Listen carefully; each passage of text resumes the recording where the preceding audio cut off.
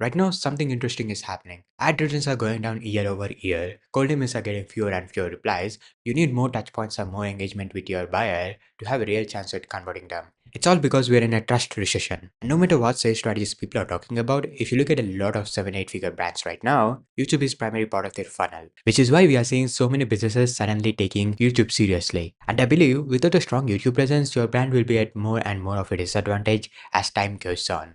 But most businesses starting out on YouTube doing it the wrong way. Educational content is dying. With AI, access to information and producing content at scale is easier than ever. The content market changes fast. What worked 5 or 10 years ago does not work the same way anymore. Like 5 years ago, if you have posted highly edited videos on your channel, you might have gotten reach. But that's not the case anymore. So brands still following the old educational content playbook are stagnating, barely getting any views on their videos. The channels that are actually growing and driving highest conversions are making strategic value content which are covert VSLs and trust building assets. If you're new here, hey, I've been the guy behind the scenes for channels like SaaS Mastery. I've been passionate about YouTube since I was 16 and helped my dad scale his YouTube channel to 200,000 subscribers. And I have analyzed over 100 channels in business space to really understand the game, and this is what I do every day. What I'm sharing in this video is not general advice about thumbnail or retention tactics.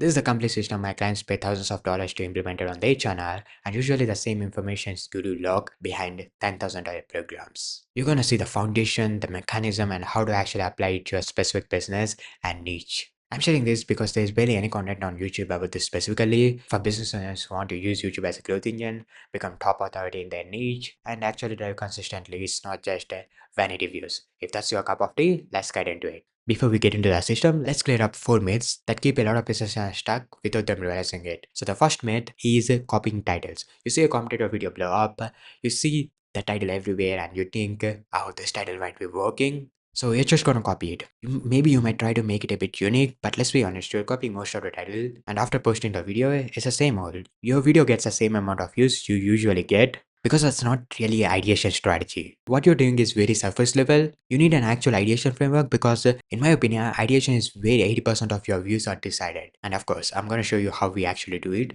later part of this video. So, on to myth 2, which is you think more videos is equal to more growth. Yeah, there are still so many people that think YouTube is a game of volume. Hear this. I have seen channels that are uploading 2-3 videos a week that have posted around 600 videos for over 5 years, and they still stuck at a few hundred views on average, barely tapping into massive potential they have. A lot of these channels are actually trading quality for quantity, and you also need to understand that with everything happening on YouTube space right now, especially with AI, producing content at scale is easier than ever. So how exactly are you going to stand out? It's by finding right balance between quality and quantity. Your content needs attention, deliver great value, and have precise strategy behind every video. I have found that 4 videos a month is a sweet spot for most business owners. And just remember this, one outlier video can generate as much growth and revenue as 10, 20 or even 30 videos you produce on volume strategy. On to myth 3, you only produce very niched content for ICP only. And it might look smart because it just makes sense, right? To create very niche content so that your content attracts right audience, and slowly YouTube algorithm gonna build that audience profile. Your channel will generate massive returns as it starts to attract more ideal audience, right? Nope. It is one of the common mistakes that is capping your channel potential. If you're doing this, your channel will not get any reach, just get probably a few hundred views on average. And if you're thinking reach is not what I'm after, you have to remember that you're only reaching a very small percentage of your target audience that's available on YouTube with this strategy. You have to remember that YouTube algorithm was never built to go out and find 100 200 perfect audience that are qualified to watch your video and will have high satisfaction watching your video out of billion users they have. That is not how YouTube game works. What it actually does is that test your video against a pool of people and watch who engages. When your content is so niche that only a tiny pool of people would ever click and have high satisfaction, the algorithm has very little data to work with. So low data means low confidence, and that leads to low number of impressions. Which is why you also need to create rich content but in a strategic way, because if you do it wrong way, you will likely end up building wrong audience. But if you do it right, you will be able to reach a bigger percentage of your ICP audience that's available on YouTube. I'll talk about this in depth when we get to content funnel. But the point here is this, your target audience are also a subset of broader audience. And the last myth is treating each video like its own standalone thing. You just keep making video after video, each doing its own thing without any of them really connecting to each other. You need to treat each video as an asset that connects to a larger conversion mechanism. One video cannot do everything. Nurture someone, build trust with them, explain your whole system, build a belief system, turn them into your regular audience, and finally get them to book a call with you. Which is why every video you make should be chosen with a clear strategy behind it. And you should connect to the other videos as part of a larger conversion mechanism. So you are not just making videos blindly, but strategically building something intentionally. With that, let me share with you the system, the 8-part YouTube growth engine. So the first part is the foundation, audience intelligence. You probably have a good idea who your audience is and who you are making content for. But the channels that are driving highest conversions go much deeper than a general ICP profile. I break it down into 4 layers. So the layer 1 is awareness and sophistication. Your audience are at different stages of awareness when they find your videos. Here we can apply a famous business concept from Eugene Schwartz, one of the greatest copywriters of all time. He mapped buyers into different stages of awareness: unaware, problem aware, solution aware, product aware, and most aware. So if we take an example of a meta ads agency running a YouTube channel, for them, some viewers are business owners running ads themselves, spending money, seeing some results, and have not yet figured out their strategy is the problem. So the next group already know they need a specialist and actively looking for. The stage after that, people who have been burned by agencies before, they know exactly what bad looks like, and they have a very high bar to convince them. Those are 3 different types of people, and just like this you can map out audience awareness based on the sophistication. So those 3 people we discussed need different type of videos. For each video you make, you need to get clear on which of these people you are actually talking to. So whenever you are making a video or choosing a topic, you map it out based on these awareness levels. Then you can clearly picture who you are talking to and have a much stronger messaging that these people feel, oh, this video feels like it's exactly talking to me. That's the kind of feeling your videos need to give. The second layer is the gap between where your audience is right now, and I mean specifically, how do they want to live? How much do they want to make? What does their business look like in the version of their life they are actually trying to build? When you can clearly define that and your content shows that you understand where they are and you make them feel like you know the path to where they want to go, then naturally you become that person who connects two scenarios. And the way you build that into your content is through a specific sequence. First, you show them dream outcome with proof, then make them problem aware, and after that, solution aware. This can happen through multiple videos or a single big video. When a viewer goes through all 3 of those stages across your content, you're not just educating them, you're strategically moving them through wanting to work with you. So the third layer is studying your audience behavior on YouTube. When our clients go on a call with a lead coming from YouTube, they always ask what resonated with the content they watched, what they have been seeing from other creators in the niche, what specifically resonated with our content, and what's not. Over time, that data makes your channel targeting razor sharp. You start understanding what exactly makes this audience like your content and eventually convert. In case you're just starting out a new channel, then you can also just mine comment section of other people's videos, going through competitor videos and adjacent niche content, and you go through the comments. You'll find tons of insights and gaps that will help you make your content more precise. So the fourth layer is belief systems. My mentor used to say, for every 4 beliefs you break, you get a client. Your audience is operating from a set of beliefs about what is possible for them, what works, and who to trust. Some of those beliefs are keeping them stuck. Your content needs to do 2 things with those beliefs. First, challenge the ones that are working against them. Second, install yours. And here is an important distinction a lot of people miss. Topics are just surface level, but beliefs are deeper. A topic might say, here's how to do X. A belief says something completely different. Take the content funnel we are going to cover next.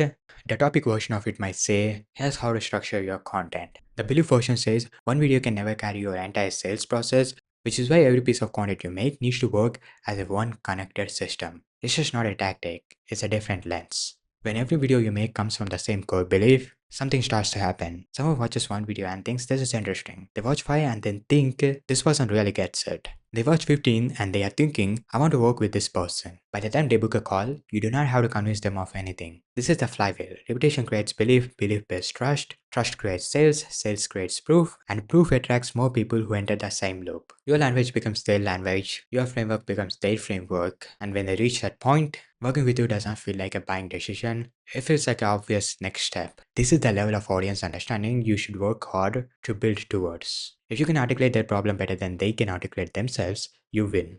The second part is positioning. If you look at Dan Martell, Daniel Priestley, and Ross Harkness, people literally copy their content, take the same topics, make similar videos, and their channel still stands out because of their positioning. And once you build this level of positioning, your brand becomes recognizable in a way that adds different level of authority. You stop just being another channel in your niche, you become the channel in your niche. There are three types of positioning, and when all three of these overlap, that is where your channel becomes impossible to copy. So the first type is visual. This is something someone sees before they even click on your video and after watching it. Thumbnails, filming style, editing, colors, fonts, your setup, and so on. Visual consistency across your channel matters so much. If you look at Ross Hawkins, his newer video thumbnails have this calm, natural feeling, a book, a wooden table aesthetic to it.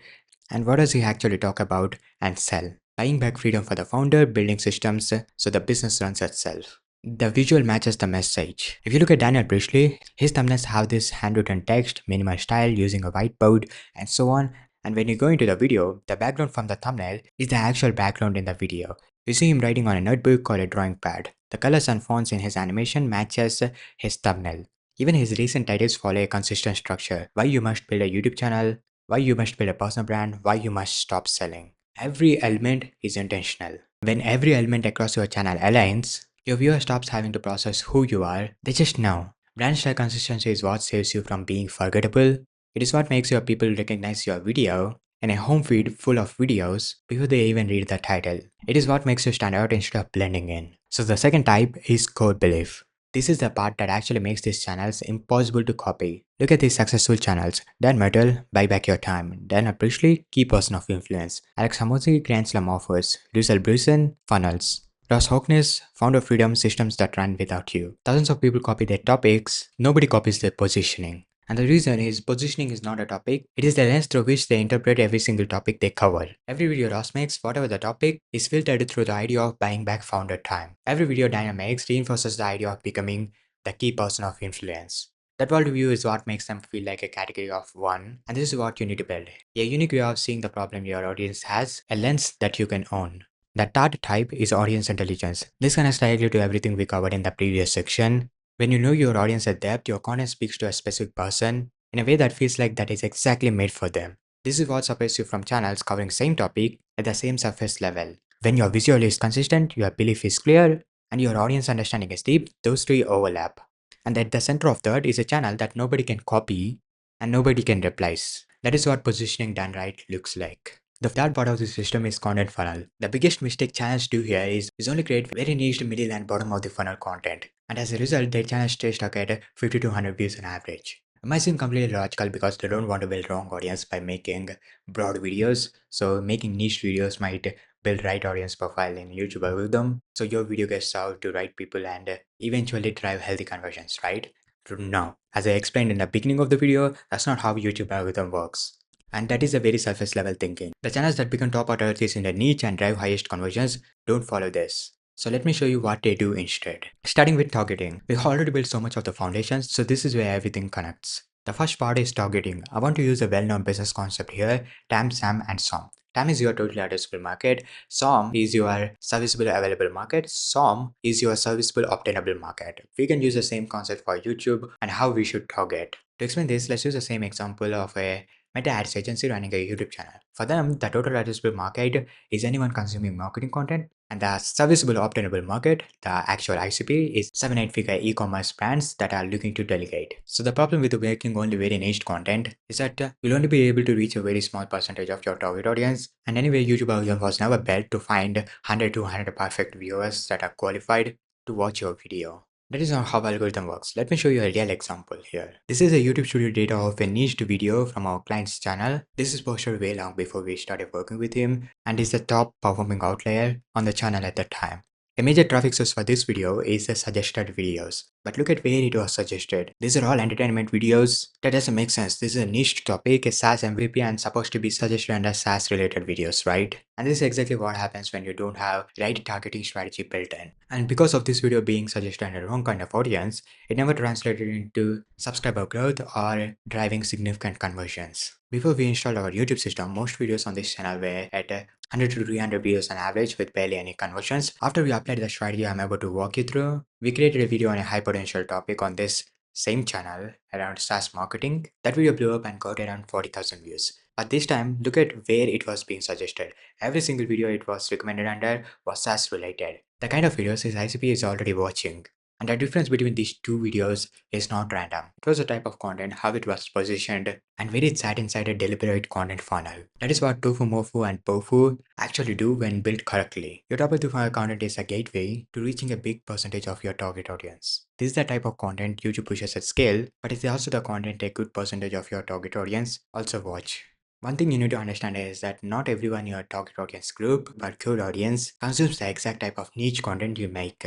As we covered in the earlier sections, your target audience exists at different stages of awareness. Some of them don't even know they have a problem, you solve it. So drop of the funnel content helps you reach those people as well. And here's why this works at scale. These videos generate a large number of impressions because YouTube has a lot of data around broader topics, which makes the algorithm more confident in recommending them. What separates this from generic advice of just making broader videos for reach is that every video is built on audience intelligence and positioning we covered earlier. So when YouTube pushes these videos, the messaging inside the video naturally filters out people who are not a fit and pulls in the people who are. They land on the video and think, this feels like it is speaking directly to me. And because satisfaction is a major signal in how YouTube algorithm works today, when the right people engage with your content, the algorithm notices it and recommends to more of these audience profiles. These videos also make it far more likely that your middle and bottom of the funnel videos will show up on their feed next. So the goal of the top of the funnel content is to reach the broadest amount of people while staying aligned with your core audience that can actually benefit from what you offer. The flow is simple. They will discover your top of the funnel videos first. From there they get funneled into middle of the funnel content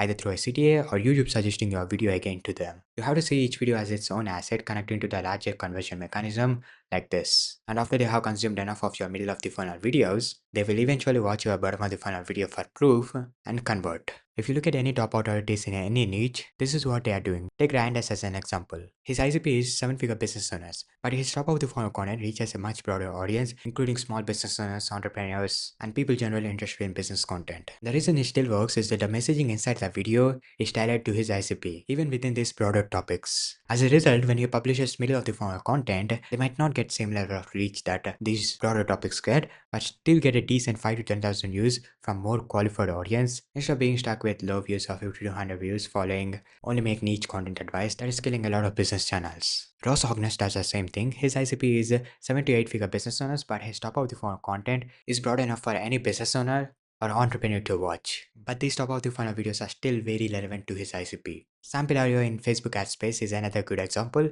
He mentioned in a podcast he drives 7 figures from his YouTube channel. So the ICP of his channel is 7 to 8 figure DTC e-commerce brands. But his top of the funnel videos that blew up on his channel are broad enough for any marketer interested in Facebook ads to watch. Again, if you create broad content without a sharp positioning and messaging aligned with your ICP, you'll just end up building wrong audience. To make this clear, if you assume 50% of views on a video from a channel that only makes each content is from actual ICP, then assuming they're 100-300 views on average, then only 50 to 100 of the people watching the video are his actual target audience. With this funnel, you might get 10,000 views on your niched video, and even if only 10% of those views are your ICP, then that means your video is reaching to 1,000 people in your target audience group.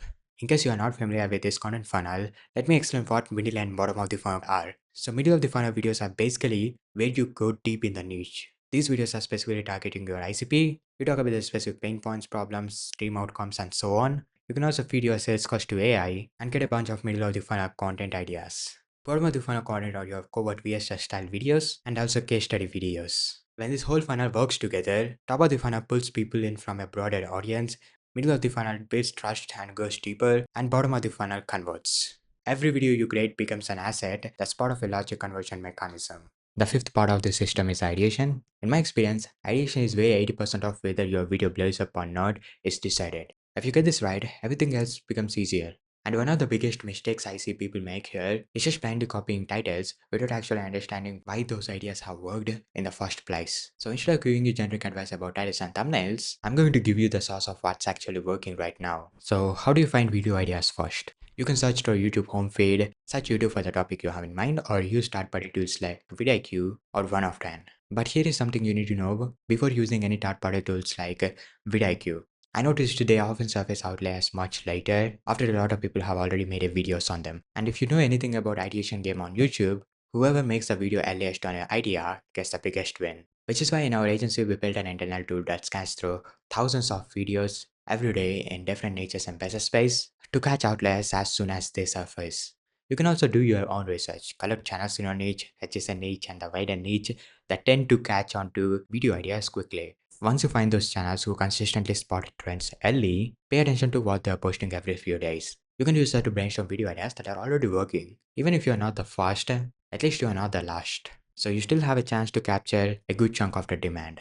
Once I have a list of video ideas, I run them through this 4-step filter to choose ideas that have high potential and are actually good for the channel growth. The first filter I check is saturation. I immediately search YouTube and see how saturated the idea actually is. That gives me a sense of whether I should even make a video on this. If it's too saturated, I would rather go for a different format, differentiate the idea a bit, or innovate on it in some way. The second filter is demand. Everyone knows you can borrow video ideas from adjacent and wider niche videos. When doing that, you also need to check whether there is actual demand for the topic in your niche. Let me give you an example here. Say you are making a video on ad creatives and the idea you are taking inspiration from is something like the best way to start an AI business. I would check both saturation and whether ad creatives is a topic people in my niche actually care about. By seeing how many videos on ad creatives and similar topics are performing, I get a clear idea of the demand. If there is not enough demand, then your view potential will be lower. For the top of the funnel videos, this matters a lot. For middle of the funnel videos, you can give slightly less weight to the demand because you are not necessarily optimizing it for maximum views. The third filter is fit. Does this idea fit with my channel audience? Is it consistent with who I have been targeting in my last few videos? Especially if your channel hasn't gotten traction yet and you are inconsistent with who you are targeting from one video to another, you are just going to confuse YouTube algorithm. Even if it is a topic you are personally excited about, the question is still, does it actually fit the current situation? The fourth filter is uniqueness. This is where you use your creativity to innovate on the idea or mix and match different formats to make it stand out. Because if you're just copying a video idea that 100 other people have already made a video on, then you're not going to look different. But if you innovate, you have a chance to create a completely new outlier on top of a format that has already been validated. Plus, check out the 3 filters we discussed. Let me show you what this looks like in practice. Look at this video from Ryan Dice, that is a top performing video on his channel, How to Run a $10 million Business in 1 Hour Per Week. There are already a number of videos using that title format out there, but he made it unique by adding $10 million because that is his target audience and it is something only he or very few creators can credibly say. He used a proven format but innovated it by adding his unique angle. Same with this video, the format is something like the info game is broken, the agency game is broken, or dropshipping is broken. That is a format that is already saturated but still proven. He took that format and added his own angle. The second half of the title was something like, so I'm leaking my $9,000 course. That is his unique angle he added on top of a proven format. This works really well and we do this consistently with our clients' videos. This is a video we made for a client that really blew up and is the second highest performing video on his channel. So the title of this video is Best SaaS Marketing Strategy to Get Your First 100 Customers Without Ads. Best marketing strategy is a proven format, but it is also fairly saturated. We used that as the foundation, then we added first 100 customers, which is actually a high demand topic on his niche. And without ads is something we added to differentiate it to make it more unique. So we combined a proven format with a topic that has a strong demand and added a specific angle that made the video stand out. Instead of a generic video about SaaS marketing, it becomes specifically about getting your first 100 customers without ads. Here is another video from the same channel. The title was Don't Start with an MVP for your SaaS, Build an MVO instead. Don't do X, instead do Y. It's a format that has been working for a long time. But this format was still not saturated in his niche at that time, so the idea felt fresh and it literally blew up fast. We commend that proven format with a high demand topic. MVP is a very high demand topic in SaaS niche. And to make this title even more creative, we adjusted the format a bit. So if you read the title, don't start with an MVP for your SaaS, build an MVO instead. So MVP and MVO are similar terms. This is going to create that curiosity. So that video got around 43,000 views.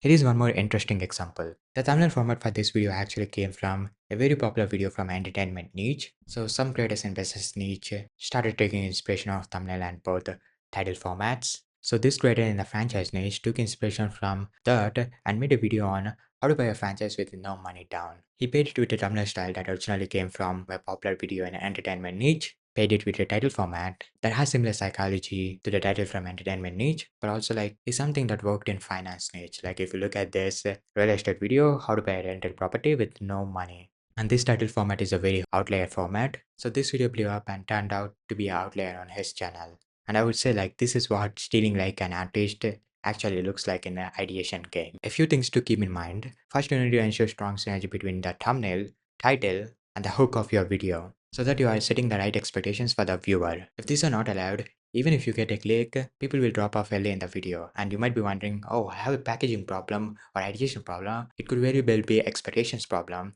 that most channels won't notice. Now setting right expectations will send wrong signal to algorithm. The algorithm is thinking, this title and thumbnail got people to click, but viewers are dropping early. Maybe the video is not delivering on what was promised. Second, you need to do A/B testing for every video you make because you are seriously losing out if you are not doing that. This gives you a chance to test two different title and thumbnail angles that have different strategies, psychology, and proven by different data points. We usually test two title and thumbnail combinations using thumbnailtest.com. You can also use YouTube's inbuilt tool, but in my experience, third-party tools gives you way more data to work with.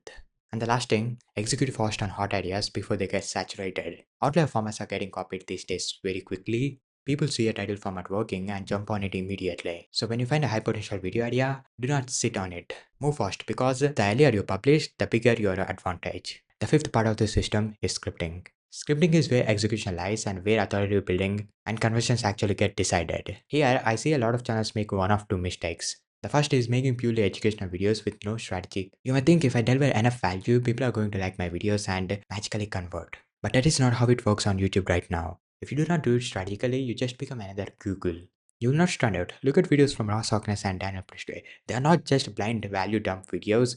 There is a lot of strategy behind them, and I love watching these videos and noticing the small things they do that most people miss. The second mistake is being too obviously salesy. If people came to watch a YouTube video and they feel like it is a sales pitch, their sales score immediately goes up and they start losing interest. It does not matter how much value you provide afterwards or how many CTAs you have. Once that guard goes up, they are less motivated to watch your video and retention goes down. Especially top of the funnel videos should not feel overtly salesy. Neither of these extremes build trust or drive pipeline. What actually works is leveraging everything you have built during audience intelligence and directly baking it into the script. Your viewers need to feel like you understand their exact situation and problems better than they do, and that you are speaking directly to them. At the same time, you cannot ignore other segments of your audience.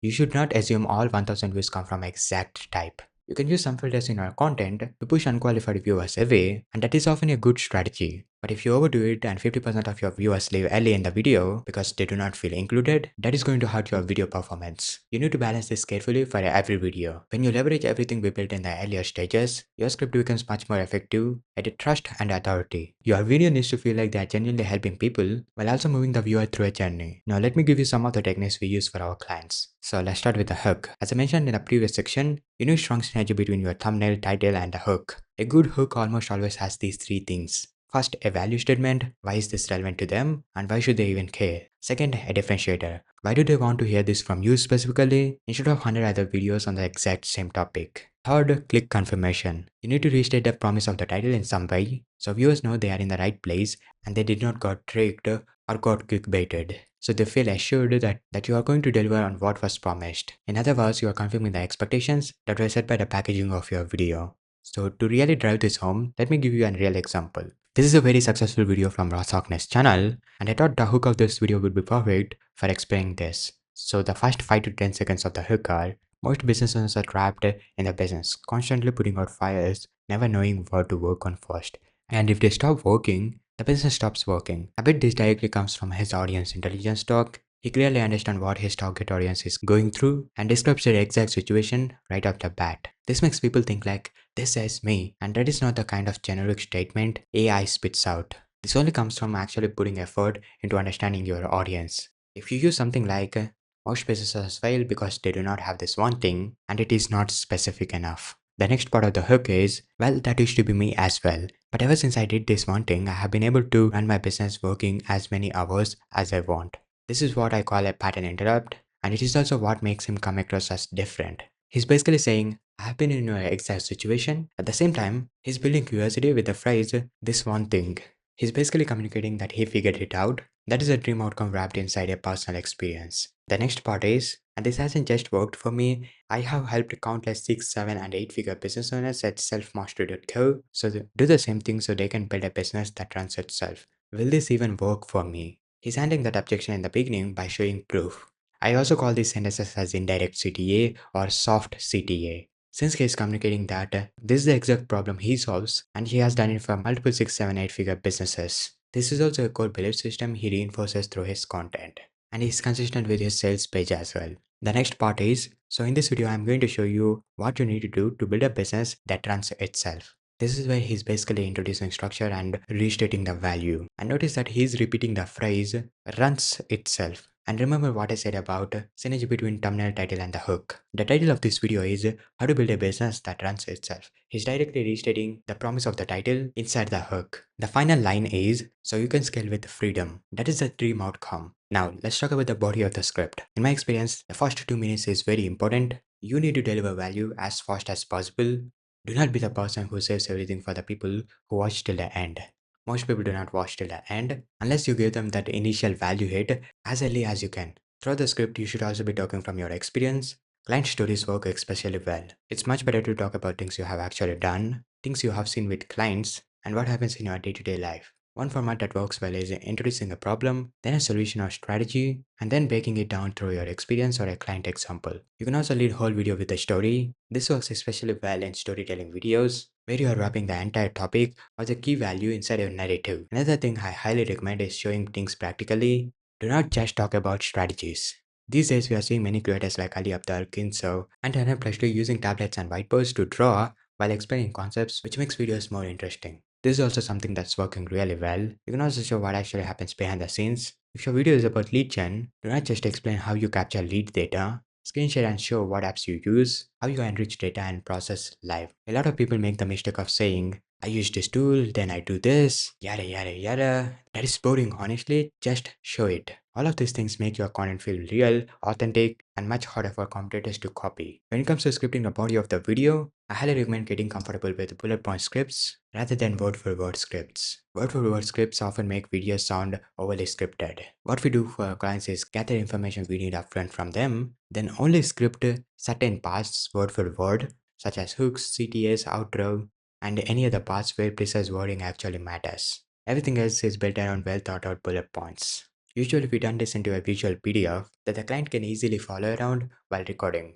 They look at the bullet point for the specific section, immediately know what they need to talk about, and explain it naturally. And that honestly creates a good balance. Without any structure, people tend to go on long tangents and usually bore the viewer. But if everything is scripted word for word, it starts feeling very scripted or unnatural. This brings the same kind of energy and passion you usually show when naturally explaining these things to a team or clients. A bullet point script gives you the best of both worlds and makes a video feel conversational, authentic, while still being strategically planned. When it comes to scripting and communicating beliefs, the best scripts say the thing without saying it. You are not telling viewers what to believe in. You are creating the conditions for them to arrive at the belief on their own. That is what effective agitation looks like in a script. You're not just educating people, you're helping them see the problem, connect the dots themselves, and naturally arrive at the conclusion you want them to reach. When you combine your expertise, client results, personal experience, audience intelligence, and positioning, all of it becomes part of your proprietary knowledge. Nobody else has that exact combination. This is what makes your content unique and much harder to copy. Another thing I noticed is that people do not make enough use of their client stories and examples. They will throw in one sentence about a client example and then immediately move on. That is very logical and surface level way of thinking about examples. It kind of feels AI generated, like if you ask ChatGPT, hey, write the script and make it feel like a personal experience, that's how it's gonna feel. It just adds one line, doesn't go a bit deeper. What actually works are the examples and stories that go a level deeper and directly support the point you are making. And most importantly, make them fit naturally with whatever you are explaining purposefully. That is why if you watch creators like Alex Amosi, Ross Hockness, Daniel Priestley, they all go deep with their stories. Your middle of the funnel videos, in my opinion, should not feel like sales videos. They should be more what I call covert VSLs. The best converting YouTube videos are usually packaged as free VSLs, free courses, or free breakdowns. The viewer doesn't feel like they're being sold to at all. Instead, they're thinking, this guy is crazy for sharing all of this information on YouTube for free. Think about the video you're watching right now. Yes, this one. Does it feel like it is salesy at any point? Nope. But this is actually a key middle of the funnel covert VSL video for my channel. Throughout the video, I have shared my systems, my methodology, how I think about content, and real examples from client work. For most people watching outside my core audience, this video just feels like insane value. But for people who are actually in my core audience, it is doing something more than that. This video will connect to them at a deeper level because of the foundation I built. Audience intelligence, examples, pain points, using business language and beliefs are all tailored to them than any other YouTube growth video. From the data we have, I can confidently say that this video will generate a decent number of calls even though my channel is fairly new here. That is exactly how it works. When people feel like they are being sold to, their sales card goes up and they pull away. And when they feel like you're genuinely trying to help them, the dynamic changes. That makes them feel like they are in value depth. You feel like the bridge for their problem, and working with you feels like a natural next step. So this is what good scripting is supposed to do. The sixth part of the system is production and editing. Right now I'm seeing a split between how people think about production and editing. One camp thinks they need high production value, specifically high quality editing, because it makes their brand premium, visuals make it easier to understand, and helps with retention. The other camp has gone completely opposite direction. They think editing is overdone and that raw videos work better. And also people who sit through a boring unedited video are more serious about what they do and are more likely to convert into clients. You can make valid argument for both sides. This is Daniel Priestley who goes with the high production quality content, and then there are channels in business space who go completely the other way, like a William Brown here. So I'm going to give you my honest thoughts on what serves you the best for your specific niche. What I wanted to understand is that format itself is not the advantage, but the gap in the market is the advantage. William Brown stood out because his raw videos with no editing were a pattern interrupt. At the time, there are not many channels in business space doing completely raw videos. That was the gap in the market he leveraged, intentionally or by chance. Along with that, his setup screams authority without him saying a single word. The way he opens video with big proof keeps people watching. Narrow knowledge is something similar in his niche, long 1 hour breakdowns, whiteboard explanations, and his iconic look, white sleeveless t-shirt, glasses, no editing, all of that became part of his positioning before anyone in his niche was doing it that way. YouTube was also pushing long videos like 1 hour plus videos at that time. That said, can you do the same thing and actually stand out and blow up in the niche exactly like these channels? Probably not. A lot of people are copying both raw style, highly edited style videos now, kind of similar way how people copied high production editing style from Imangatsi a few years ago. When something gets copied enough, it stops being a pattern interrupt and starts being generic, hence losing its edge. The smart approach is always research. Look at what is going on in your niche and adjacent niches. If a style or format is already being overdone, doing the same thing is not going to help you stand out. You do not need to reinvent the wheel completely either. What you actually need to do is find your unique combination. Think about all the elements you can work with. Your setup alone can communicate authority before you say a word. Then you have editing, whether that is a high production, minimal, or none at all. Then you have digital or physical whiteboard, or a tablet or screen recordings to explain things visually. You have personal B-rolls to add human layer. Each of these elements can be combined in different ways. Just your setup with no editing, whiteboard with minimal cut, screen recordings plus editing, editing plus whiteboard plus personal B-rolls, B-rolls plus editing without any whiteboard. Every combination creates a different feel and sends a different signal to your audience. Even within editing itself, there is room to experiment. Going with minimal style editing like they are, premium feel like Daniel Priestley, balanced and practical style like Tommy Clark, small differences here can create their own pattern interrupt. The goal is to find the combination that fits your niche and what nobody around you is not doing yet. And I know this overlaps with positioning, but that is because everything in this system is interconnected. Your production is part of your positioning. Generally, what we find works well as a starting point for most niches we work in is a hybrid approach. A good intentional setup, in my opinion, is a non-negotiable. It builds a good first impression without words, showing on-screen proof, data, articles, and also practically showing things live by screen share, minimal editing to tease future sections of the video in the hook, as well as some visuals to simplify complex stuff. For some clients, we also add personal B-rolls. Traders like Matt Gray, Ross Harkness, and Ali Abdul consistently do this. It adds a layer of connection. I also want to cover a mistake that I see some channels make. It consistently killing their retention, which is doing an odd combination that sets wrong expectations. An example is having really high editing in your hook and then suddenly switching to a screen share raw whiteboard video. Lasting on editing, if you're going to have editing in your videos, make sure your editor actually understands the YouTube space and is being intentional. Bad editing sends wrong signals. A red flag is definitely retention editing and having visuals like every 10 seconds. A good editor understands the goal of the video, use the editing purposefully to move the viewer through the content, and make deliberate decisions about when to add visuals with purpose, when to pull back, and what actually serves the message. Next, the seventh part of the system, filming. Delivery is one of the things that's seriously underrated. I remember watching 1 hour long breakdowns just because of the person's energy and delivery. And the opposite is also true. No matter how good your value, setup, or editing is, weak, uncertain, and confident delivery undermines all of it. The energy and conviction in your voice signals something powerful to the viewer before they have consciously registered what you're saying.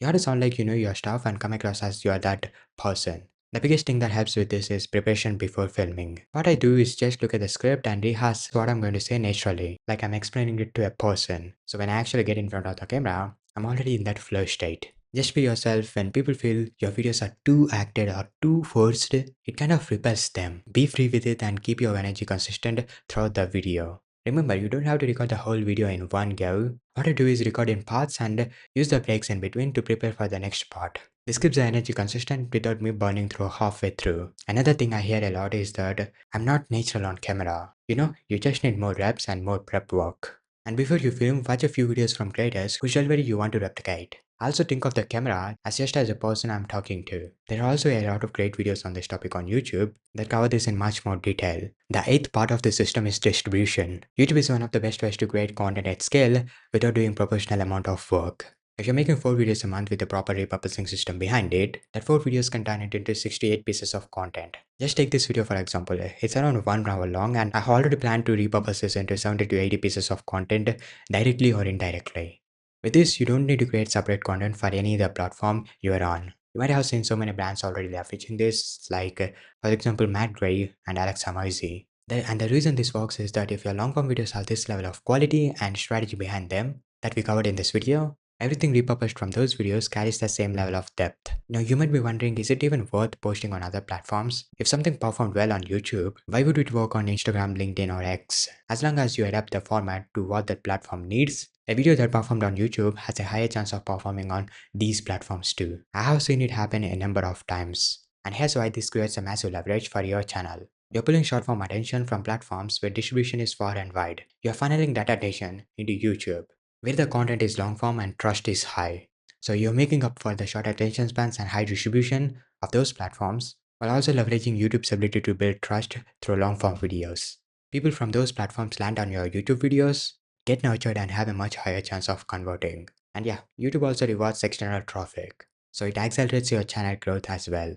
A lot of 7-8 figure personal brands are already leveraging this system. Did you remember those breakthrough channels that blew up with just a few videos? This is one of the things we actively leverage for our clients as well, and it works really well. Now, I have gained a lot of value in this video, a foundation and a clear picture of what actually moves the needle for building a channel that becomes a top authority in the niche, which drives consistent pipeline for your business. You now have the knowledge and what actually works. Even implementing just a few parts of this video can have a massive impact on your YouTube channel. But knowledge without expertise behind it, tailoring it to a specific niche, brand, and offer, is a gap between channels just implementing tactics versus business owners who are actually crushing it in their niche and becoming top authorities in the space. Almost every successful channel you envy in your niche is working with someone behind the scenes, an agency, a YouTube partner, someone who brings the expertise. And that is where your unfair advantage comes from as a founder. You cannot be great at all the things at once. If you're looking for a partner with a growth-focused mindset, who can help you install the system while producing content and spending less than an hour a week.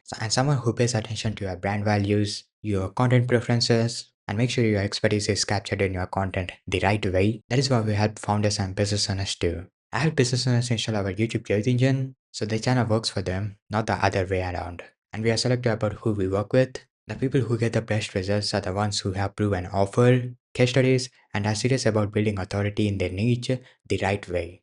If you want to chat about how this could fit your brand, there's a link in the description to book a call with me. That's all I got for this video. Appreciate you watching till the end. See you later.